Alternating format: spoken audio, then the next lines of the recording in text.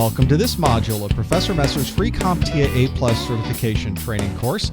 And our module today is on storage, give you an overview of storage on your computer.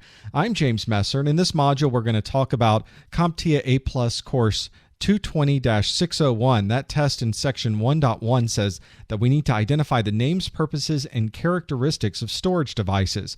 And it even specifies floppy drives and hard drives in that overview. Also on test 220-602, section 1.1, we need to learn how to add, remove, and configure personal computer components, including the selection and installation of appropriate components. So this module and the next 4 modules, we're going to talk about all kinds of different hard drives and external storage. And we're going to give you an overview in this one and dive into more details in the next series of modules. What we're going to learn today is specifically dealing with storage and hard drive systems. We're going to talk about what the disk geometry is about. We're going to learn a little bit about something called the master boot record. You'll hear this referred to as the MBR. And we'll talk about some overview of IDE or ATA technology, SCSI, SATA, and we'll talk about what all of those odd little acronyms might mean. Let's start with understanding what is a storage system.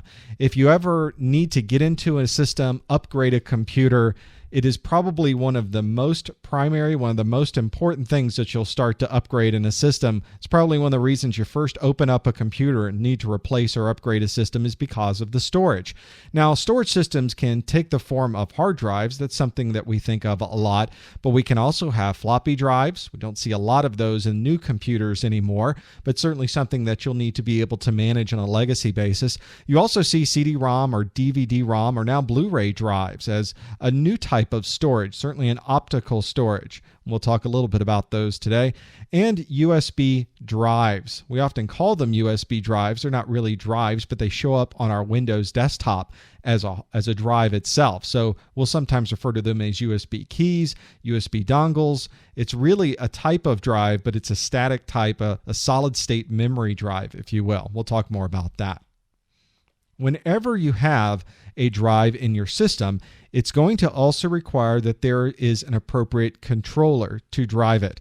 As you may have seen with our previous modules, you need 2 components. You need that piece of hardware, and then you need some way for the operating system to talk back and forth to that piece of hardware. And it is the storage controller that manages that communication piece. The operating system talks to the controller, and then the controller talks to, in this case, our storage drive. This is a picture of a hard drive controller, and you'll often see these used in something called RAID, or a redundant array of inexpensive disks. Now, these series of videos dealing with storage, I don't yet go into RAID. I wait until our modules that talk about how to configure the operating system to use the drive. So we're going to have those in a later module. This particular module, we're going to talk about just storage drives themselves, but you need to be aware that whenever you talk about RAID, it's really starting at this level with your storage drives and with the controllers themselves. So everything has a controller. There are controllers for your floppy drives. There's controllers for your DVD drives. There's controller for your USB drives that you might plug in. Really, every piece of hardware in your system has to have some type of controller associated with it. So although the next series of videos that we do will really talk about the drives themselves, just be aware that there are some controllers along the lines. And here's a close-up of what this particular Adaptec SCSI controller looks like. So this is in our system. It's on a PCI slot, and you can see there's even places on the drive you can plug it in internally. There's a connection here at the top. You can also have external SCSI drives. And if you want to know more about those SCSI drives and the configurations, we have a later video module that really goes into the details about how that works. But look at everything that's on this particular controller. It's a very smart controller. It has its own CPUs associated with it. It looks like its own memory is on the system, and it's plugging into a high-speed bus. So there's a lot that goes on a hard drive controller because there's so much data that has to go back and forth to those devices. When we talk about storage devices, whether it's hard drives or floppy drives, CD-ROM drives, the drives themselves, that's what's plugging into our controller. And I have a picture here of a hard drive, for instance, that's in my office. You want to be careful when working with hard drives that you really don't open them up and have them open to the world like this one is. For the purposes of illustration, I've taken the top off of a drive, but you don't want to do this normally. In fact, there's probably markings on the outside of your hard drive. There was on this one that said, if you open this up, you can forget about any type of warranty. In fact, you could probably forget about getting your data back from this. Whenever you have a drive, it is an airtight environment. You don't want any speck of dust getting in here, because even a piece of dust can get in between the very small areas between your drive and the drive head. So when we talk about using these controllers and devices back and forth, everything's going to need a controller. Your keyboards have a controller, your displays have a controller, and your storage controllers, as we've seen, have very special requirements associated with them, dealing with throughput and memory and caching and a lot of other things that are required on that controller. These devices connect to the controllers, and the controllers communicate to our operating system. So we would expect in our operating system to see Windows somewhere there. We know that it's in that Windows Device Manager. So if you go into your control panel, it's probably under System. You're going to find a Device Manager, and mine looks a lot like this. So what I did was expand out all of my controllers and all of my storage devices so you could see what Windows sees.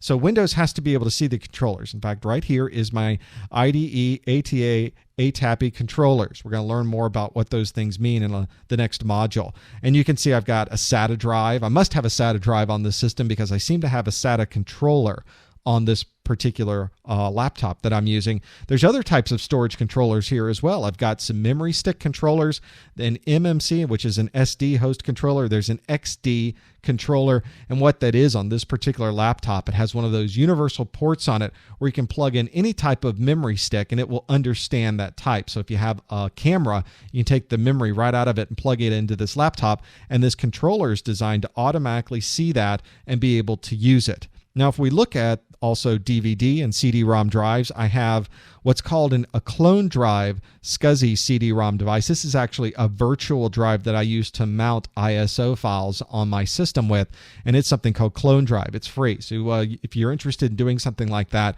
just Google Clone Drive. You'll see something interesting.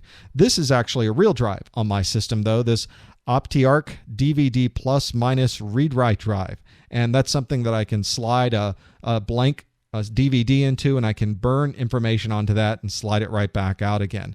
Now, I've also got hard drives on my system. That's what we're going to talk about in these next few modules, is hard drives and other external devices. This is the Western Digital device that's inside of my system. It's a 320 gig drive. And then I also have two external USB connected drives. We're going to talk about external devices and removable devices in a later module. And these are two 1 terabyte drives. So I've got a couple of terabyte also connected to this laptop. Let's talk a little bit about the geometry of a disk, because you're going to hear certain terms whenever you start looking at hard drive specifications. You're going to need to determine whether you want to swap a hard drive out or not. So the first thing you'll hear about are things called heads and platters. And I've got now a close-up of that hard drive. Remember, this is not something you want to do unless you have a bad hard drive. But if you do have a bad hard drive, open it up. Look at the mechanics inside of this, and you can start to see there's these very shiny and very smooth platters. They're designed to be extremely smooth. These are very, very close tolerances that are used to manufacture these devices, because right on top of that platter are these heads. These are read-write heads, and there's actually many of them. There's both one on the top of this platter and the bottom of the platter, and I can count 1, 2, 3, 4 separate platters here, and that means on this particular drive I have 8 separate heads associated with it. And if you look at the specification of this drive that I have, that's what it is. It does have 8 heads. Sometimes a head is reserved by the drive itself to do its own thing. But in my particular case, every head is in use on this particular drive. This particular head moves back and forth very, very quickly, has a very fast what they call seek time across this particular platter, and it will move back and forth as the drive is spinning around and around at a very high rate of speed, and you'll hear that referred to as revolutions per minute, or RPMs. This is a 5,400 RPM drive. There's 7,200 RPM drives. There's 10,000 RPM drives, and generally speaking, the faster the drive, the faster the access, and the faster you're able to get information to and from that drive. So you'll often see the faster RPM hard drives in enterprise-like environments where there's a server, and you'll see the slower RPM drives like a 5400 or a 7200 drive on your desktop machines. You'll see that this is something that's a very, very tiny on the system. It's moving back and forth. It really has very close tolerances. You can see I've already got specks of dust that have landed on this drive. And that's a very bad thing, because as this drive is spinning around, this head is literally floating above the platter on a cushion of air, really. It's really close to that drive because it's reading and writing information in a magnetic form onto that platter. So as this is spinning around, you want to be sure that you don't knock the drive, you don't bang the system. You may have heard of people dropping a laptop as it was turned on. And the newer laptops you'll see have a special type of system that recognizes when the laptop is falling, and it automatically moves that particular drive arm out of the way of real data on your drive, so that if it does hit really hard and that bounces on top of that platter, that no data on your system is damaged at all, that it still is able to operate. Even if the arm, for instance, is moving back and forth, it will move to a place where there's no data. So when your laptop hopefully works after you pick it up off the floor, you'll find that all of your data is safe and sound on that drive. Just another way that drive manufacturers are using this technology to make your data more valuable, your valuable data more available to you. So it's something you can think about when purchasing a new hard drive. Also on your drives are things called tracks and cylinders. So we're looking at the same drive from above now. And on this drive, you can think about, although you can't really see it, there are these magnetic tracks.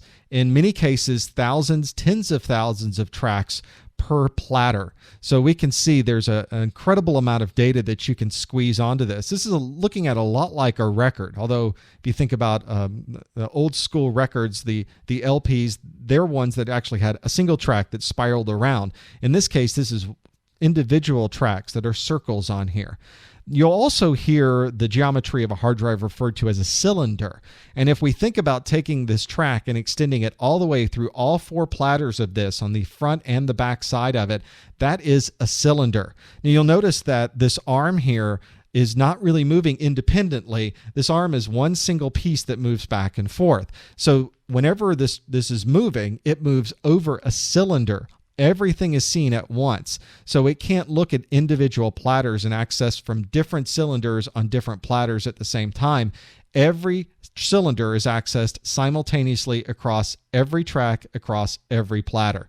And so that's why when we talk about these tracks and cylinders, we're often referring to it not just as individual tracks, but that arm is going from one cylinder to another across the entire drive simultaneously. On each drive, we break up each track into something called sectors. And a sector is the smallest amount of information that we can access on a drive. So when we're looking at the very minimal piece of information, it's coming from an individual sector on the drive.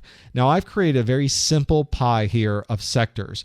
And generally on the latest hard drive types and the systems that we have in place, it's really not done this evenly. You'll notice, for instance, that the sector closer to the middle of the drive is very small. Well, the sector out here would be very large. But in reality, what happens is that there are different sizes of sectors depending on where you are on the hard drive.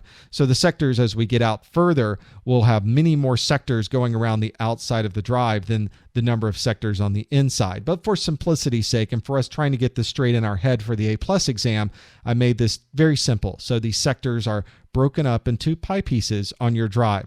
The pie pieces may be smaller near the outside, but it's still broken up into these smaller pieces as we go around the drive itself. Here's where these sectors start getting really important. It's something called the master boot record. When you turn your computer on, it goes through your power on self-test and you see all the options for your BIOS pop up and it's giving you the messages as it does its initial hardware diagnostic. The first thing that happens is your BIOS is told, I need to go boot a system, boot an operating system from a storage device. Oh, here's a hard drive. Let me go boot an operating system from that hard drive. And the first thing that it does is goes to the first sector of that hard drive. And sectors generally are about 512 bytes long. So this isn't a lot of information that's on this system to start it up. Inside this master boot record, this MBR is a table of the primary partitions that are on this drive. That's where we're storing information logically.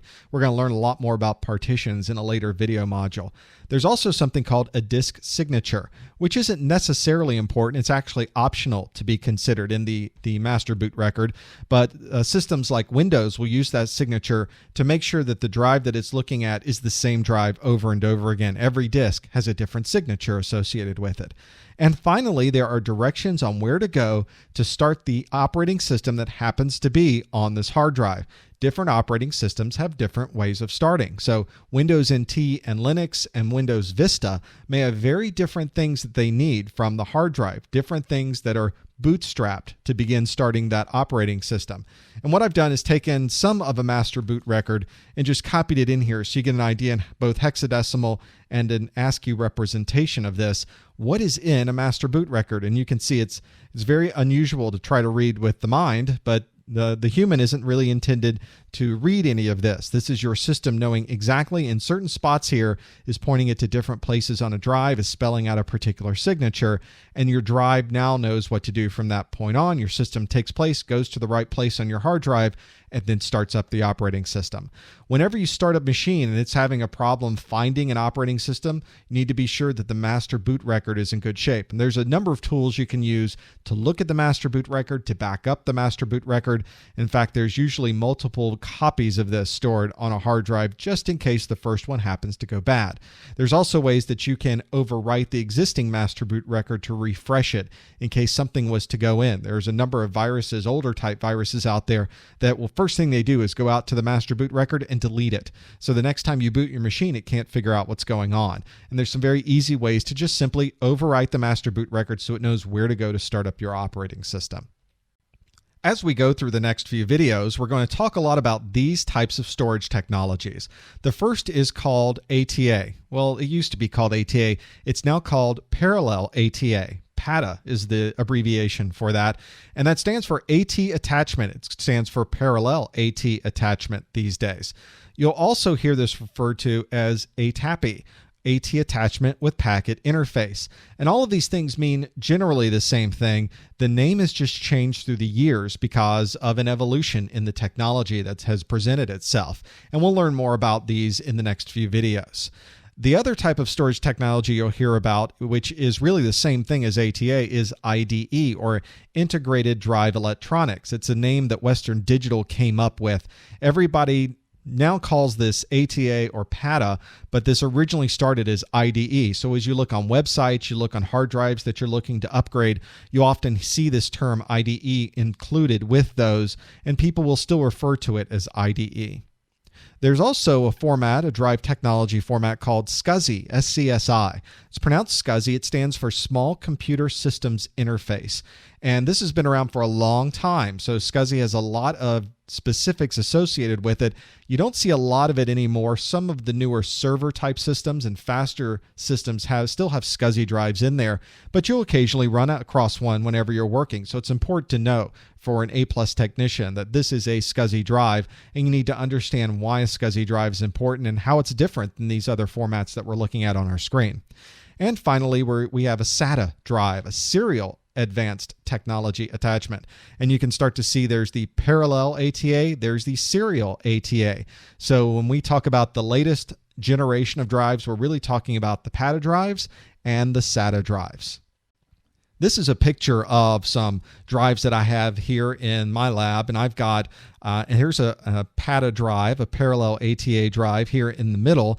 I've got a SATA drive up at the top, and at the very bottom is a SCSI drive. So you can see they have a very same form factor. They're all the same size for these desktop drives anyway. Laptop drives are a little bit smaller, but these desktop drives all have the same size, but you can see the interfaces are very different. I've got a close-up of these. So this interface is very different. If you try to take an ATA cable, it's not going to plug into a SATA drive. It's not going to plug into a SCSI drive. And in a way, this is good. If you happen to see these interfaces come through, you'll know immediately that you've got the wrong interface, you've got the wrong controller, if you've got the wrong cable, because something isn't matching up. You can't accidentally plug in the wrong kind of drive. So in review, we've looked at our storage and hard drive systems. We've given you an overview of how the storage device and the controller work together. We've also talked a little bit about disk geometry, so you understand when you see the terms tracks and platters and heads and cylinders, that's what we're talking about with those drive geometries. We talked about the master boot record and how important it is for getting everything off the ground and getting your operating system running. And finally, we've given you an overview of storage technologies with the PATA, the SCSI, the SATA, and we're going to talk a lot more about those in the next videos. In fact, if you'd like to see those next videos or any of our video series that we have for free on our website, visit our website, freeaplus.com.